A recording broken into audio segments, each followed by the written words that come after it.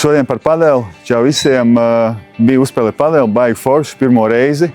Ja skriešana ir tāda aktīva meditācija, tad padelē pavisam citas emocijas. Katrs punkts, katra izspēle dod tādu foršu sajūtu, dinamiku, protams.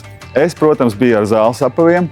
Mēs jau esam stāstījuši par to, ka tie neslīd un ir stabili, un tā arī bija. Bet vēl viena lieta – izturība. Ja jūs negribat nokaut jūsu skriešanas vai cits apavs, lūdzu iegādājieties šos, jo šī zole izturēs to spiedienu. Un padeli kortos tajā sintētiskajā paklājā ir arī smiltis, kas ļoti noirdina to zoli. Bet ar drēvēm ir gan vienkāršāk. Es pats biju Bjorn Daly, jūs labi jau zinat šo zīmolu, kādreiz izcils Norvēģis lepotais. Bet, ja jūs gribat izskatīties īpaši skaisti un īpaši piemērot padeli kortos, mums ir cits Bjorns, Bjorns Borgs, kuram ir ļoti plaša kolekcija, sievietēm forši svārciņi, krekliņi, šortiņi. Tā kā nāciet ciemos, padeli visiem!